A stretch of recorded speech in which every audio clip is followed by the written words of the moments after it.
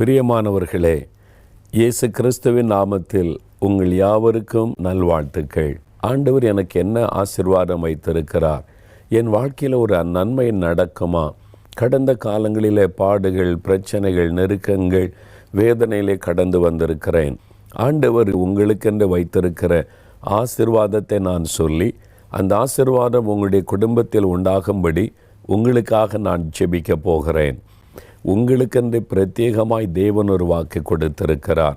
வேத புஸ்தகத்தில் ஏசாயா 60ஆம் அதிகாரம் 20வது வசனத்தின் பின்பகுதி, கர்த்தரே உனக்கு நித்திய வெளிச்சமாயிருப்பார், உன் துக்க நாட்கள் முடிந்து போகும். இதுதான் ஆண்டவர் உங்களுக்கு கொடுக்கிற வாக்கு தத்தம். கர்த்தரே உங்களுக்கு நித்திய வெளிச்சமாயிருப்பார், உங்களுடைய துக்க நாட்கள் முடிந்து போகும். இன்றைக்கு உங்களுடைய வாழ்க்கையில் ஏதோ ஒரு இருள் சூழ்ந்திருக்கலாம். இதுவரைக்கும் அந்த இருள் உங்களை தொடர்ந்து வந்து கொண்டிருக்கலாம். பாவம் ஒரு இருளாய் மனிதனை பாதிக்கிறது.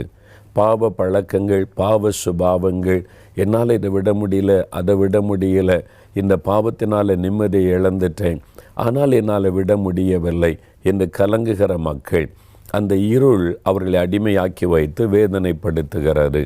உங்கள் வாழ்க்கையில், உங்கள் குடும்பத்திற்குள்ள இப்படிப்பட்ட பாவ பிரச்சனையினால் உண்டான இருள் உங்களை வேதனைப்படுத்தி கொண்டிருக்கலாம். அந்த இருள் விலகி போகும். ஒருவேளை சாபத்தினுடைய இருள் பல குடும்பங்களை வேதனைப்படுத்தி கொண்டிருக்கிறது. அது உங்களுடைய முன்னோருடைய பாவத்தினால் உண்டான சாபமாக இருக்கலாம். நீங்கள் தேவனுடைய கற்பனைகளை மீறி நடந்ததினால் வரக்கூடிய சாபமாக இருக்கலாம். விக்கிரக ஆராதனைகள், மனுஷ வணக்கங்கள், இயற்கையை தெய்வம் என்று வணங்குவது, மனிதனை தெய்வம் என்று வணங்குவது, இதெல்லாம் சாபத்தை கொண்டு வரும். நம்மை சிருஷ்டித்த மெய்யான தெய்வத்தை அறிந்து வணங்காதபடி என் நம்பிக்கை என்று கண்டதையும் வணங்கினால் அது ஆசீர்வாதத்தை கொண்டு வராது, சாபத்தை கொண்டு வரும். கலாத்தியர் 3:13 இயேசு நமக்காக சாபமானார். பரிசுத்தமுள்ள தேவன் நமக்கு ஆசீர்வாதத்தை கொடுப்பதற்கு அவர் நம்முடைய சாபங்களை தன்மீது ஏற்றுக்கொண்டு சிலுவையிலே மரித்தார். அவர்தான் இந்த சாப இருளை மாற்ற முடியும். வேறு பரிகாரம் கிடையாது. பணம் செலவு பண்ணி சாபத்தை மாற்ற முடியாது. பில்லி சூனியங்கள், மந்திரவாதங்கள் பண்ணியெல்லாம் சாபத்தை மாற்ற முடியாது. உங்கள் பணமும் நேரம்தான் வீணாகும். ஆனால் மெய்யான ஒரு விடுதலை நீங்கள் பெற்றுக்கொள்ள வேண்டுமானால், சாபத்தை மாற்றுவதற்காக பரிகாரியாக தன்னை அர்ப்பணித்து கொண்ட அந்த இயேசு, அவர்தான் சொன்னார், நான் உலகத்தில் வந்து பிரகாசிப்பிக்கிற மெய்யான ஒளி என்பதாக. இயேசு மெய்யான வெளிச்சமாக இந்த உலகத்தில் வந்தார் என்று வேதத்திலே வாசிக்கிறோம். அப்படியானால் பொய்யான வெளிச்சங்களும் இருக்கிறது. பாவ சாபத்தை மாற்றுவதைப் போல சாத்தான் பொய்யான ஒளியை காண்பித்து, மனிதரால் உருவாக்கப்படுகிற வெளிச்சத்தை காண்பித்து, இதுதான் இறைவனுடைய ஒளி என்று ஏமாற்றுகிற காரியங்கள் இந்த உலகத்தில் ஏராளமாக எல்லா நாடுகளிலும் நடந்து கொண்டிருக்கிறது. ஆகவே நாம் யோசித்து பார்க்க வேண்டும். நாம் நம்புகிற அந்த தெய்வ ஒளி என்கிறவர் மெய்யானவர் தானா? எனக்காக அவர் என்ன செய்தார் என்று சிந்தித்து பார்க்க வேண்டும். இயேசு கிறிஸ்து மெய்யான வெளிச்சம். அவர் கோடிக்கணக்கான மக்களுடைய வாழ்க்கையின் இருளை மாற்றி வெளிச்சமாக்கி இருக்கிறதை என் ஊழிய பாதையில் நான் அறிந்திருக்கிறேன். பிரியமானவர்களே, சாப இருள் உங்களை சூழ்ந்திருக்கலாம். இன்றைக்கு அந்த சாபம் விலகும்படி இயேசுவாகிய வெளிச்சம் உங்கள் மேலே உதிக்கப் போகிறது. பிசாசினுடைய இருள், சாத்தான் இருளின் கிரியைகளை செய்கிறவன். அவன் இருளின் வல்லமை என்று வேதத்தில் சொல்லப்பட்டிருக்கிறது. அவன் இருட்டிலே கிரியை செய்கிறவன்.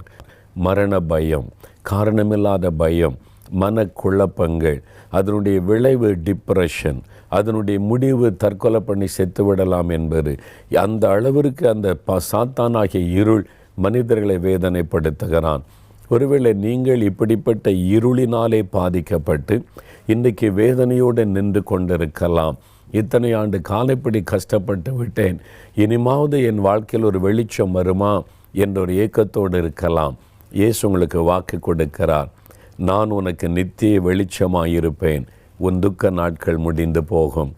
இந்த பாவம், சாபம், பிசாசினுடைய இருளெல்லாம் நம்முடைய வாழ்க்கையில் அது வேதனையை கொடுக்கிறது, சமாதானத்தை கெடுத்து விடுகிறது. அதனால் நோய்கள் வருகிறது, நஷ்டங்கள் வருகிறது, இழப்புகள் வருகிறது, மனக்குழப்பங்கள் வருகிறது, துக்கம்.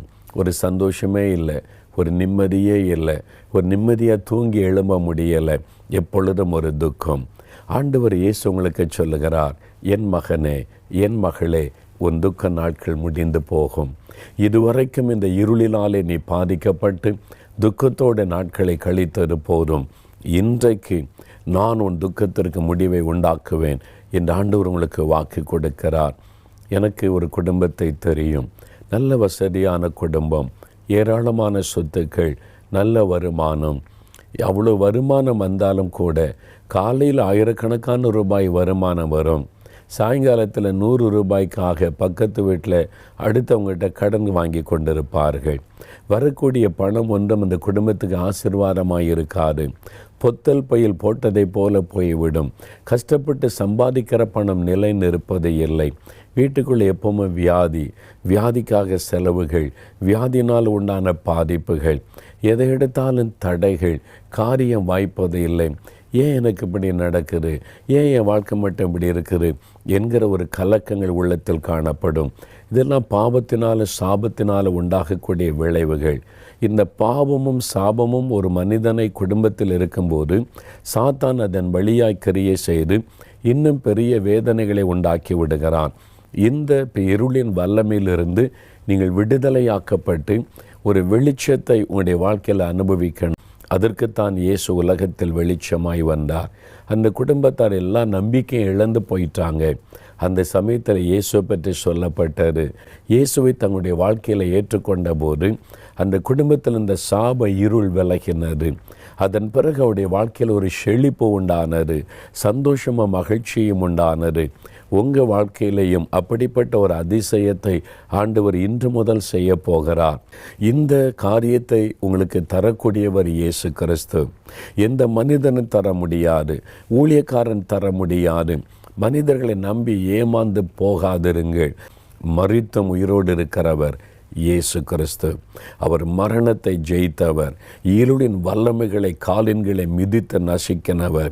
தன்னுடைய மரணம் உயிர்த்தெழுதலின் மூலமாய் இருளாயிருந்த பிசாசின் வல்லமையை அவர் நிர்மூலமாக்கி போட்டவர். அவர் வரும்பொழுது உங்களுடைய வாழ்க்கையில் இருக்கிற இருள் தானாக விலகி போவதை நீங்கள் காண்பீர்கள். இயேசுடைய வெளிச்சம் வரும்போது உங்கள் வாழ்க்கையில் இருக்கிற பாவ சாப பிசாசின் இருள் விலகும். உங்கள் குடும்பத்தை வேதனைப்படுத்தி கொண்டிருக்கிற அந்த இருளின் வல்லமைகள் விலகும். உங்கள் வாழ்க்கையில் வெளிச்சம் வர விரும்புகிறீங்களா?